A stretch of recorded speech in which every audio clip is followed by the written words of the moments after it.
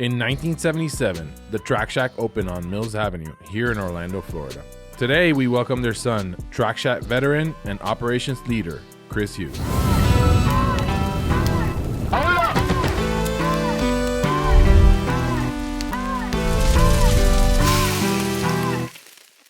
Please introduce yourself. I'm Chris Hughes, And? General Manager, Operations Director at Track Shack. Track Shack. How long has Track Shack been around? 45 years. So Which you just celebrated recently. we had our 45th anniversary last week. Big blowout sale and celebration Saturday, which was awesome. We had our anniversary 5K in the morning. So I was lucky enough to get to run the race and then just be out there grinding on the sales floor with my team all day. And I have to thank you because we needed every bit of parking that day. and I know you had finally gotten your permits to start the Pig's construction and put it on hold till yesterday for us to have that event. So that was good teamwork, man. I appreciate it. But it's crazy. I mean, I'm 32, so the store has been around for 13 years longer than me, but it's been a foundational part of my life from the day I was born. So being part of that over the weekend it's weird to be like emotional about a sales day, but I mean, I came home and my wife's like, you okay? And I was tearing up a little. I was like, Sure. It's powerful. I'm just so proud of my family. Because I think we're in the same kind of boat. Like, I grew up in the ice cream business with my dad, and you grew up in the shoe business with your parents.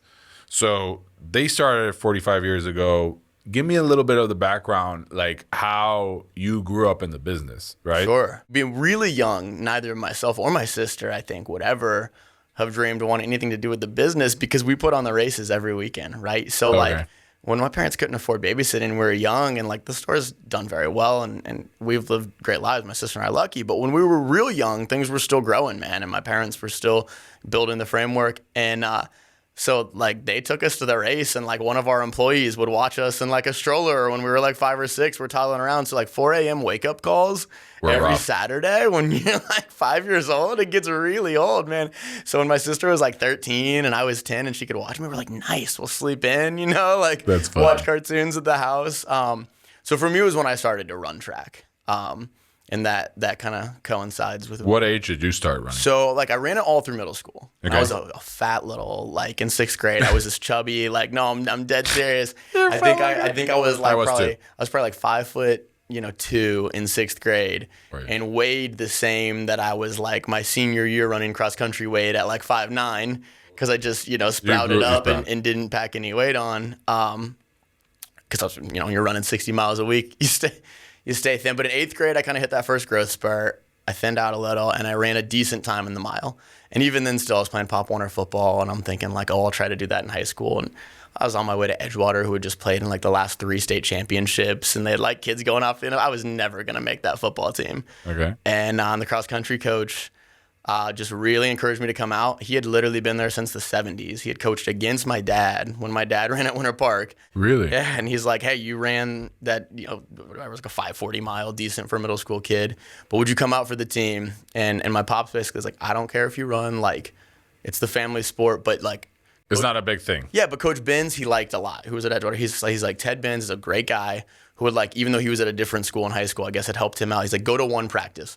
Man, I liked it, and I kept going, and I ended up good at it. And you're a kid, and you succeed in sports, you're gonna kind of dial into that. So I started working at the store part-time at 16, and then it just kind of became a thing of I was just so proud of what they built, and I was so dialed in to the running community myself that it didn't ever make sense to do anything else, which is, it's weird. Most people don't say I'm going to do something at 16. I look around sometimes in my day to day and go, I'm doing this. I'm doing the thing I said I was going to do. Yeah. That is important because at the end of the day, when you're 16, you're trying to still figure it out. There's people that still figure it out at 30. I was trying to figure it out at 30. I got friends, floating around, moving to different cities, Sure. or, kind of just up and moved to New York after college and have had jobs but not careers. And there's sometimes almost something romantic about that lifestyle, right? If they're paying their bills and they're happy and they're just kind of doing their Moving thing. around. But for me, that I always needed kind of that track like knowing what the end game was. So you go to college, I think in Florida State, right? I did go to Florida State, yes, Because you went with Jake. Yep. Yeah, I met him in my first class of my first day of freshman year. For people that don't know, Jake was my running coach, and he used to work at Track Shack as well. He did. He works for Brooks Running now, which is great. Is hilarious because his last name is Brooks. Yeah, that's funny. I forgot that. That's funny. After you graduate, you just go straight into the family business? I did not. I didn't. And this is where I give my parents a ton of credit, because as much as I say I wanted that sure thing and like, you know, yeah, there's that bohemian lifestyle of figuring out your next move. And like I said, you see some of your friends do that and you're almost like, oh, that's interesting, you know, floating around. But like I wanted somewhat of a sure thing, but I was not a sure thing, man. In my early 20s, I had a lot to figure out. I was young. I was too confident. I was dumb. So they wanted me to work in the industry. So I was super fortunate. There's a company called First Place Sports in Jacksonville. And they opened the same year that we did, in 1977. They do a really similar thing, except Jacksonville's really big. It's spread out. So they have 6 stores instead of 1. But they put on races. They put on the Gate River Run, which is like the 15K national championships for the U.S. So, you know, really big events like we do as well. And they took me under their wing, let me kind of be an assistant manager for a couple of years. And I would just like send sales reports to my parents and be like, look how good I'm doing here. Like, when do I get to come back home? So they brought me back home and they're like, guess what? You're not going to sell shoes. And I spent the first year and a half at the event side of the company with the operations team. Right back to what I hated at 5 a.m. I was up at 3, 4 in the morning, loading trucks and setting up events. Because even though they knew that the retail side of it is what I'd known, it's what I've been doing since I was 16, they wanted me to get a feel for the entirety of what the company does. And frankly, I think what I was too naive to realize at the time, and I think now I benefited from, is they wanted to humble me a little bit, and loading a truck at 4 in the morning in the summertime in Florida humbles you really quick. So my dad humbled me when I was 13, getting me up at 4 in the morning. Yeah. Every day during summer to go sell fucking ice cream. Dude, I hated it. You do, but like you appreciate it later, right? Isn't it? So it's yeah, I think I appreciate it maybe in my 30s. And now it gives me my work ethic is because of you know what my dad built as a base. For sure. I don't give him enough credit for that. So here's the credit, Dad. You know, when I graduated college, I thought I was going to go back to Puerto Rico to just run the company, you know? Because that's what you think when you're 21. And my dad sold it. And I was like, oh, fuck, what do I do now? Oh, man. Where did you go to school? Sorry. Rollins. Oh, okay. Yeah, I went to never Rollins knew that. here. I had a bunch of friends that went there. Okay, cool. Yeah, so I graduated 05, and then my dad literally sold the company in April of 2005. The rug's under. You got no opportunity. Had you and him like talked? Like, was there formative I knew it was plans going on. Yeah. Okay. Yeah, I knew it was going on, but I still thought that it wouldn't go through, right? So I said, man, like, you know, the possibilities of this happening, and then it did. Yeah. And obviously, I think it was for the best because I wanted to stay in the States. I didn't want to go back to Puerto Rico at that point. But I did years later, and then I ended up getting fired, and that's how I get in the restaurant business. Okay, all right. Yeah. Fair enough. So you basically did that in Jacksonville. Yep. How did they move you around so that you could understand the operations of a company like that? Because 6 stores it's intricate. You know, there's a lot of moving parts, and then activities too. You guys do it here. I spent time at most of the locations. They were where I was used the most is they'd had a brand new store. So if you know Jacksonville's the town center, which is like huge. Yeah, either, you know, depending on what type of shopper you are, it's either retail, you know, heaven or dystopia. And they've actually downsized that store, which I don't blame them because the rent was through the roof. I mean, it was this beautiful location. But it was basically me and another guy running that floor most of the time. The two of us, because with 6 stores, staff is thinner. So it's a little different, you know, with one location here. Like when you've come in, we have a race, right? We have seasonal staff that's just handing out your race packets. We have cashiers that like ring you out. Me and my boy David, and this is like, they're an awesome company. It's just people doing something differently. When you have different doors, you have to operate that way. I'm super tight still with both the owners, Doug and Jane, and my GM there, Brian. You know, me and him bounce stuff off each other all the time. But me and this guy, David, who he was 36, he'd like worked for like Exxon, but in like the corporate world, and just kind of got burnt out, wanted to change into running and move back home to Jacksonville. And dude, we were selling people shoes. You got like 2 or 3 customers per each of us that were selling shoes at the same time. And then if there was a race, we're handing them out their race packets. We're ringing them out too. We didn't have a cashier.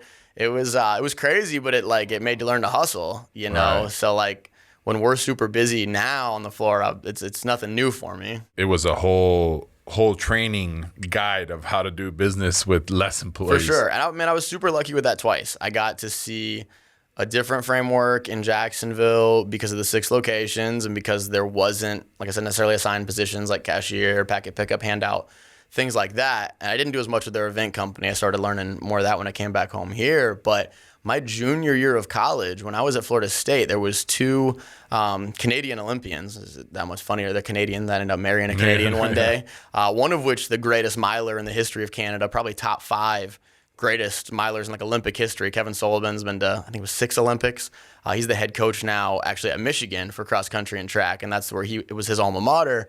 His now ex-wife, but his wife at the time, so they don't own the store anymore, but she was coaching the Florida State women's team. Okay. So he had just retired from professional running. He's in Tallahassee and he's like, what am I going to do? I'll open up a shop. And a guy he had kind of mentored who ran at University of Michigan was Canadian as well.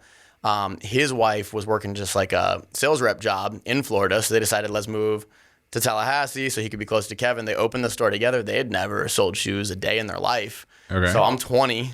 You have some experience. I have some experience. I wasn't necessarily showing up on a full night's sleep every night. Sure. This is college. This is Florida State. To right? be expected. But I was there the day they opened their doors. So I got to see this multi-store operation in Jacksonville right after college, and I got to see a startup like from the ground floor up. And I was literally the first person they hired and actually trained out the rest of their staff that would come on board. And so that was like a really crazy opportunity that young to be, and they were so small, they didn't even really have like manager titles. I think I was making like $10 an hour, but for all intents and purposes, I was the GM. Yeah. And I think that's a lot of people in the business world when they're starting up, hey, they could be a great salesman, but the back end, the boring stuff is actually the most important. And no one will preach that more than my mother. I know. I spent last Monday sitting around, doing payroll with her, which is I'm not a sit still and do paperwork type of guy, but it's important for the learning curve. But there was a couple different things, like she would try to figure out how to open up drop down bars she does this, every other Monday. And she's like, oh, I don't know where to change this amount. I'm like, try to click that arrow. And she's like, oh. So some of the basics of just growing up with the internet, I was able to contribute a bit, but on the whole, just sitting there absorbing and learning. And that's one of the things I find very interesting now, because obviously your business was created, I want to call it the old school way, right? Absolutely. The retail, it was, the old cash registers, not the, the POS systems that now keep inventory and know exactly where everything is. So they started from that era to now, and then you come in. How have you, I want to say, adapted the business to current times? Because I know that it's hard to push change. Yeah. When somebody's so used to doing business a certain way. No, for sure. It's a balancing act. And then there's the benefit though too of like how they did it old school before all the technology, and like we're still successful. So you don't want to lose that grassroots aspect of it, because that's your culture. That's like what built the community base of our customers and our race participants. But you do have to reach people in a new way. Like we had a big like all staff kind of breakfast type thing to kick off the whole 45th celebration. And so just an example of where it was to where it is, they broke out a training manual for the staff from 1983. It was written on typewriter, right? So it's that's cool. Yeah. And so for me, even little things like the day I came back from Jacksonville is like, we should probably be talking about trying to get online. And my mom is real old school, and I don't, like, I fully understand this perspective that at that time, it's when Amazon, everything was first blowing up, and you looked at that as people, sort of siphoning off our customer base for the convenience for this and that. And my kind of whole thing was like, we'll just, try to meet them in the middle and offer it ourselves. But in a weird way, COVID was a huge opportunity to push the tech side of things more, because when we had to shut our doors down, and we're in Florida, so, thankfully, we were ultimately shut down for less than 2 months. So many of our friends in the industry suffered a lot more with shutdowns as well, but we thought it could be 6 months. We didn't know. So we didn't have an online store and we shut down, dude. I had our IT people wire our phones at the store to ping to my cell phone. Okay. So I'm sitting in my house, and then I had 2 or 3 managers at the store that would like answer the phones there and fulfill curbside orders, but they could like transfer it over to me, or if it rang all the way through, it would go to me. And I'm on these brands' websites, like drop shipping shoes to people's houses over the phone. Like they're just like reading me their really? address. I'm typing in the credit card number. And so right around the same time, there's a guy who actually owns a store up in Northern California, but he had partnered with a lot of our brands to build out a format basically for an online vehicle for running retail specifically. So it could not only show our in-store inventory, but it matched up with like whatever colors, styles the brand might have that we would have to special order. Oh, really? So people can, and that's what the Cool. platform we're still using. So if you go trackcheck.com and you click shop online, that's going to show you options beyond what we have in the store. And so then people could just click, order the store. I mean, it was this huge multi-week project to launch it. The funniest thing about it though is we got like hundreds of orders the first day, and I'm like, all right, my phone's not gonna ring for 10 hours every day, you know, and I didn't mind. You're grinding, hustling, just trying to keep the doors open in a situation like COVID. But I think it was like 5 days after the website went live, governor comes out and is like, all right, retail can open back up again. I'm like, I was happy to open. I was like, damn, I just launched this, man. Like, but that's been big, you know, just the opportunity to make an Instagram post and click here to buy instead of having to go to the store, having a call, and then just utilizing social in general. We're on TikTok now, which I think I'm too old for. I've never logged into that in my life, but we got some college kids that help us make those videos. I do a lot of Insta content. So, you know, just adapting to the times. You guys have been able to build a culture in your company, and not only in the company, but in the community, right? Absolutely. And, you know, I was listening yesterday to somebody saying like about recession. Like if you believe the recession, like you will be going down with the recession, right? Sure.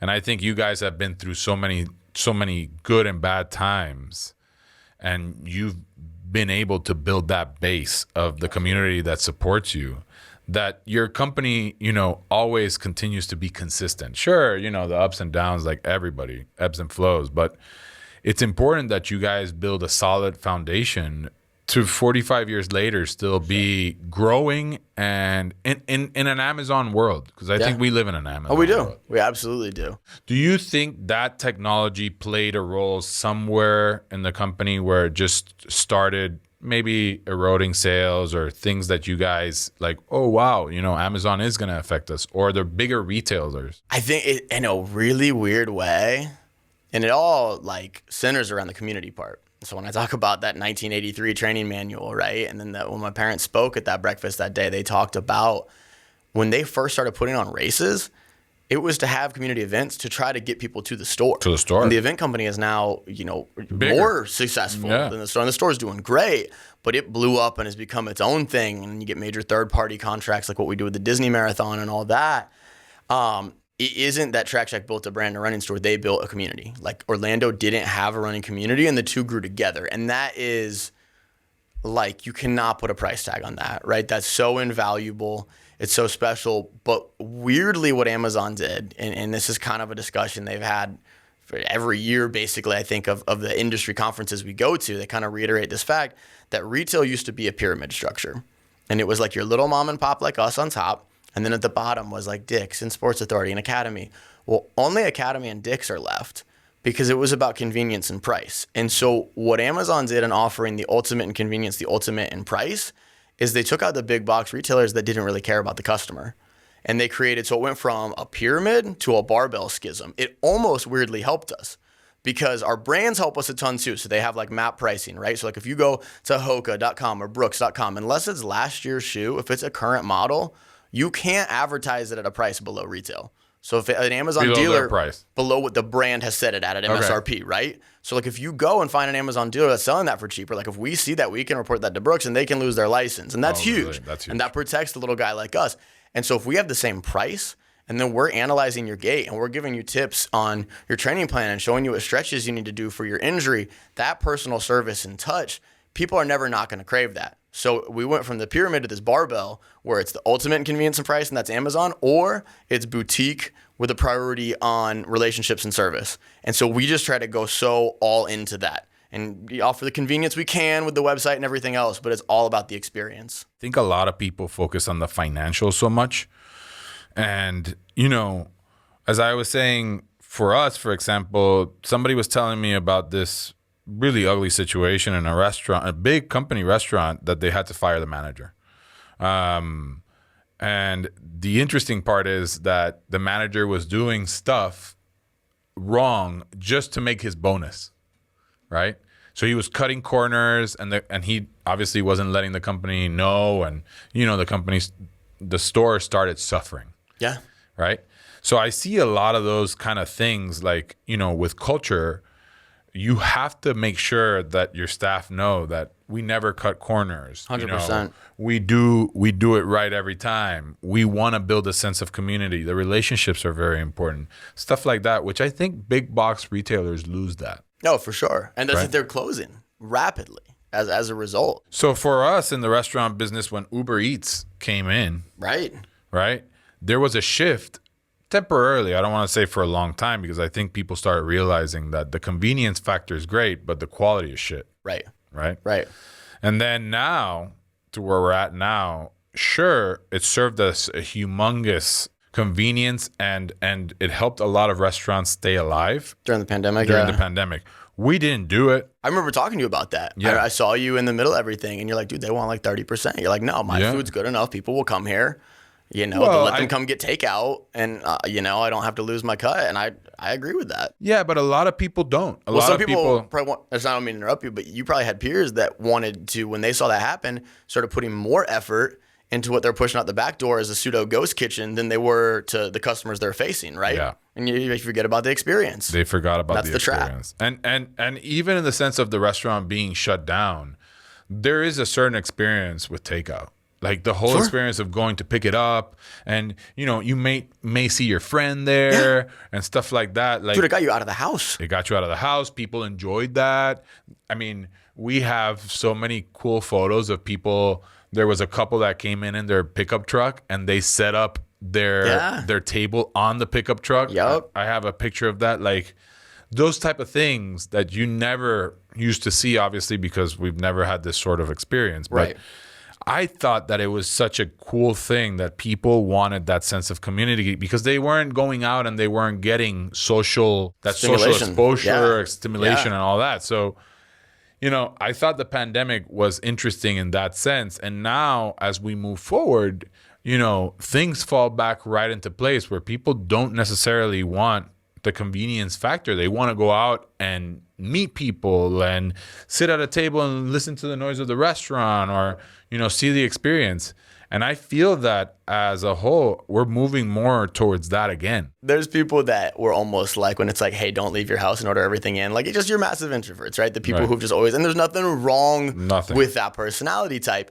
But for them, and that's why Uber Eats and things like that will always thrive. They're like, okay, I'm going to order my groceries off Amazon and my Uber Eats, and I'm going to sit on this couch and never leave. And that is paradise for them. And There's that's fine. sometimes that I feel that way, though. And I would consider you, I've known you, Alana, a pretty extroverted cat. I Yeah. consider the same about myself. But sometimes, especially when you work with people all day, I want to come home and just chill, and I'll place my Uber Eats order. But on the whole, people like me and you that crave experience, and we're nowhere near alone in this community, when experience is taken away from you for 2 years, you rush back at it. That's why, how many people do you know in the last 2 months that were in Europe or Mexico or Yeah, overseas man, somewhere it's because they could crazy. finally go?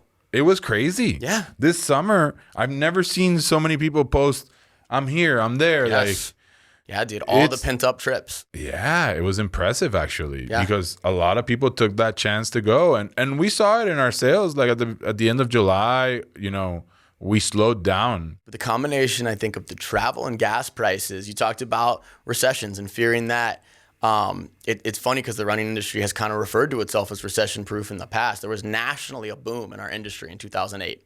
The only other place that saw that was liquor stores, which is very ironic. So people are prioritizing either their healthy habits to Really? feel as good about themselves as possible in a pandemic, so they come somewhere else, or they're diving into the opposite. And it's funny because I was talking, Dave LaRue, right? Yeah. Yeah, so I was talking to him at the time because I think he wasn't full on just with B4. He was still doing some stuff with ABC, and he's like, he's like the whole liquor store's recession proof. He's like, it kind of works. He's like, but the guy that used to get the Grey Goose every Thursday, he's getting our $20 plastic, ABC bottle now. So fortunately, we pretty much only sell high end stuff. So the people getting their shoes, we're still coming in.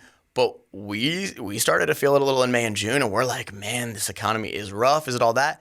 And into July, right as kids were going Boom. back to school, exploding again and trying to keep up again with kind of the rate and the pace of growth in terms of month over month, which is awesome. The world's best problem to have. But it was so interesting being able to really probably just attribute that to travel. I don't know if I've ever seen a multi-month period where you can track sales or lack thereof to people simply not being in town to that degree. How do you view growth in the company? Because I feel like for us, a lot of our staff members want growth so that they can grow within the company. Yeah. And, you know, you guys been around for a long time. So how do you guys deal with that portion of it? We have the long form conversation when the camera's off. But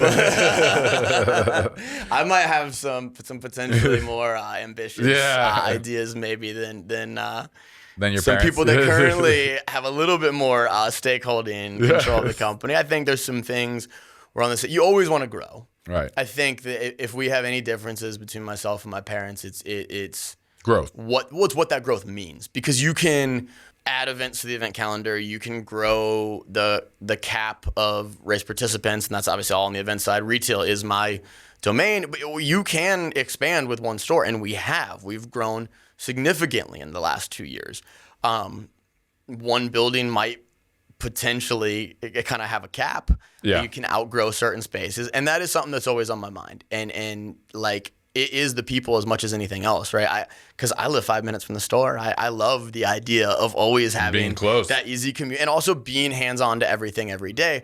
But at bare minimum, you have to be open to growth, because you don't want to have someone who's awesome. Like I said, like someone that might come in a college program that you think is temporary, but you treat every single one of them the same way when they start. Because we got someone who's been with us 9.5 years now, where that's how it started. She was at UCF, was part-time, but just had the passion for it, and it ended up being what worked out. And we've carved out this, career and a track for her, and it's been great. But if you see someone else coming up like that you might not have thought was going to be a mainstay, and they express some interest and you see value in them, but you talked about that 18% payroll increase, right? Like, people come first, everything else. I will absolutely go a little outside the range of my goal each month in terms of, we all have those numbers of what we want percent of payroll, everything else to be, but there is a hard cap.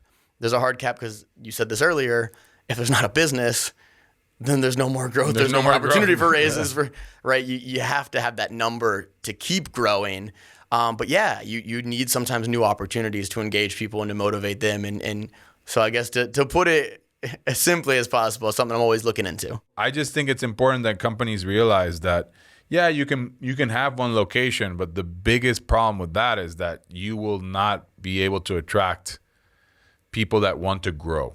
For sure. And that's the tough part. Or you might attract them and they're gone in 3 years. And that's almost worse, because then you've experienced the potential. You've put your finger on and identified a talent and said, I could really see this going somewhere. We just don't necessarily have the ability to offer what it would take to keep you long-term at this time. Right. And that's brutal. In the retail side, you guys have had that building for a long time. 96. Since how? 1996. 1996.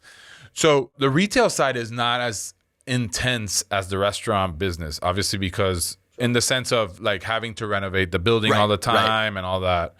How have you guys ever thought about renovating that building? Do you think that would ruin kind of like the feeling that people have? I always think about that because, like, people tell me, like, if you buy a restaurant and that's been around for 20 years and you go in and you renovate it. Right. Do you think you'll lose those people that really enjoyed the nostalgia? I think a good example of this is, remember Brian's, which obviously is Gnarly Barley now, over there on Orange? Okay. So Brian's was this little greasy spoon breakfast cafe. Was there forever. They owned the building. I think he ended up like selling the building, but like keeping the management in place, but they redid everything. Like, I would go there in high school, like me and my dad would go for like 10-mile long runs and then just go, feast on an omelet potato. You run 10 miles, eat whatever you want.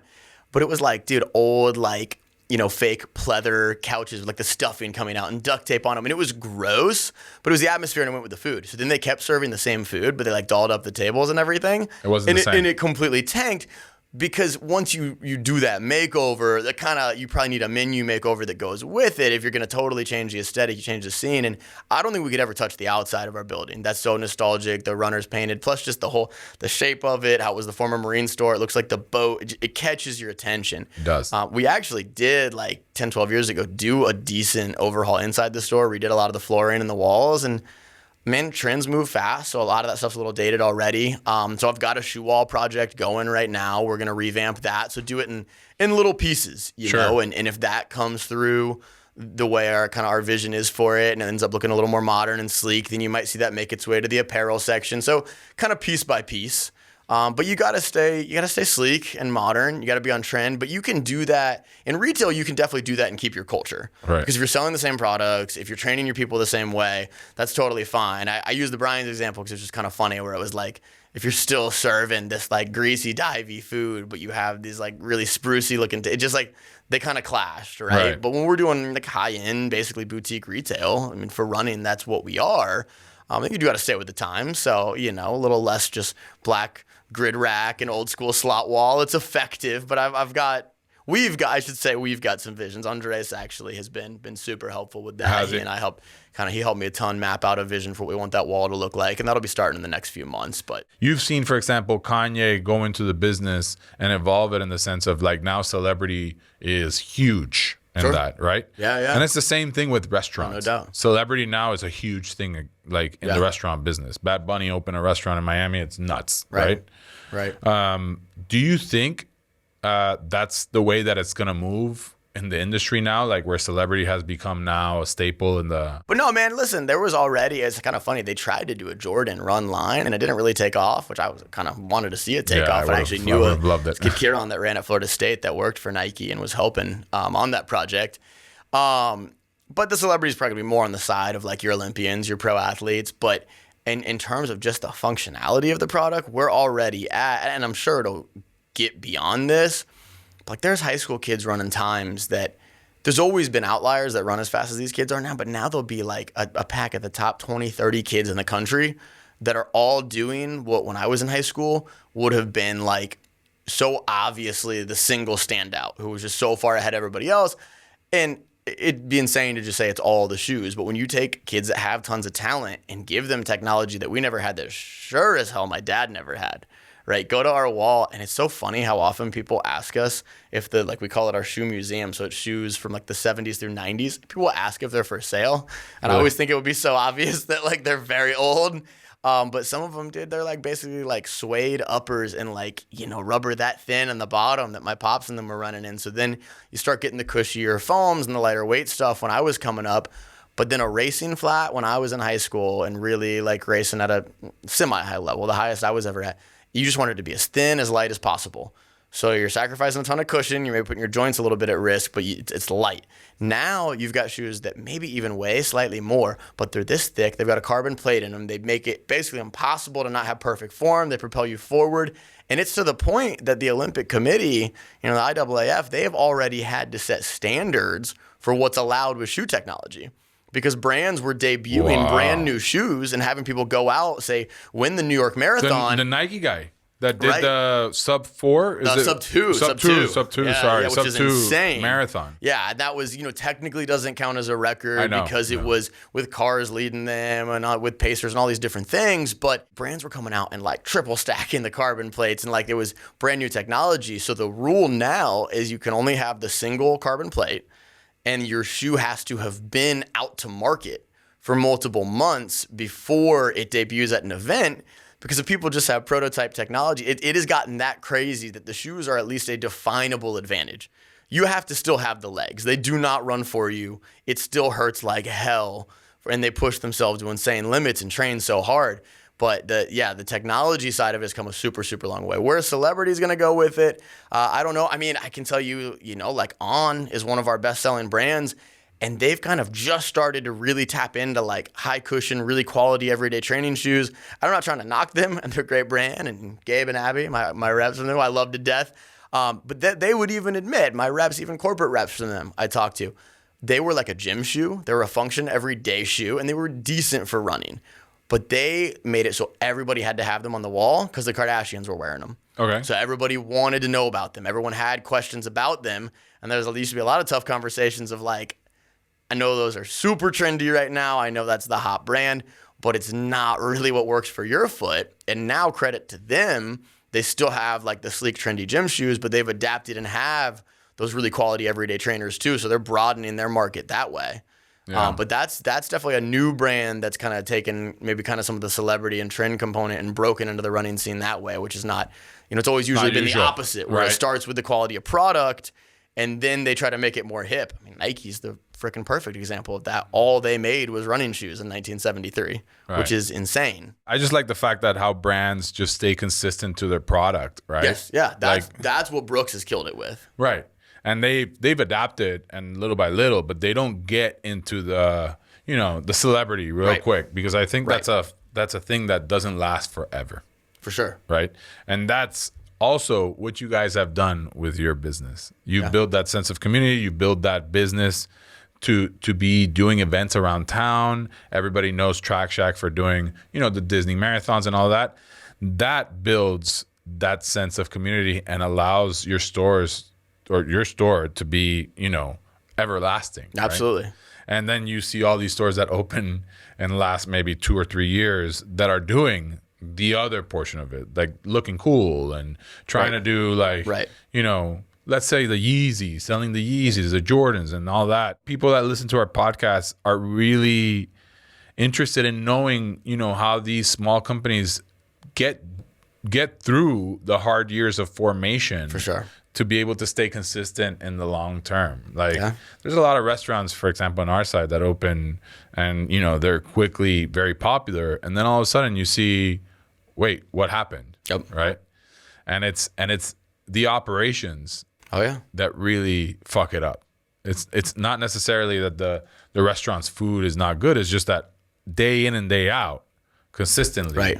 And it's, having relationships with people like you and seeing you grow and thrive and expand and maybe dip your toes in things a little different than what you're doing with Pig Floyd's. It's inspirational for someone like me going into the second generation of a business and figuring out what are those next steps. And so much of what we talked about today is growth. So like having a neighbor and a friend who's growing and moving in different directions and being able to see that helps. But it all comes back to community, right? And like with Pigs That Takes Off, it's going to be in part with the Pig Floyd's community following over. And so that's what I said going back to the 70s. Like my parents built a community first and the business followed. And you have to be driven and you have to love what you do to do that. Because if you're only motivated by the money, if you're very good at what you do, you'll usually be successful. But typically that's someone who's going to be a successful employee. They're going to be good in a hedge fund, they're good managing a market. They're not going to be an entrepreneur or business owner, because you want to eat, you got to make a living, but you have to a certain degree, not care about the numbers until you need to care about the numbers.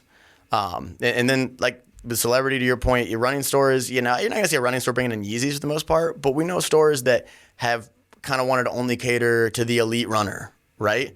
And that's a major pitfall where it's kind of like everyone on the staff is fast. It's all about what's your time in the 5K.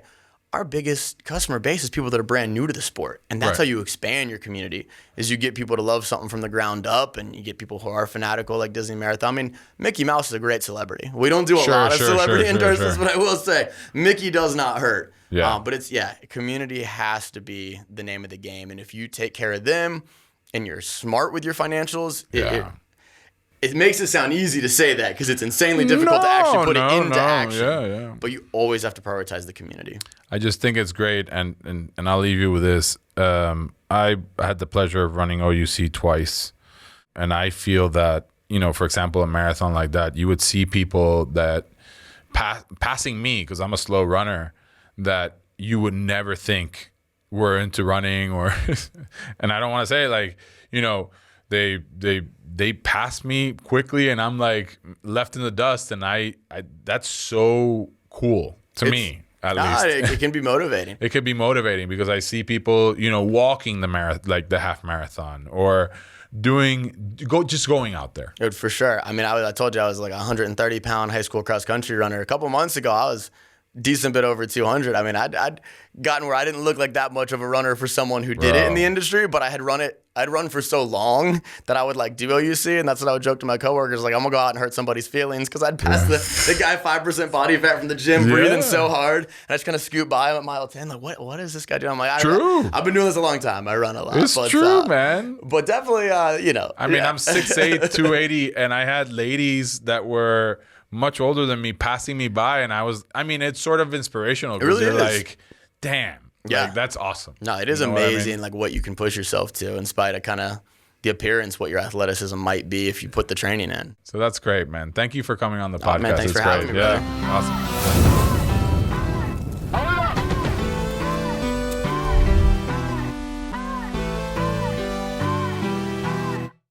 Hey, thanks for watching. I'm gonna sit here till you subscribe.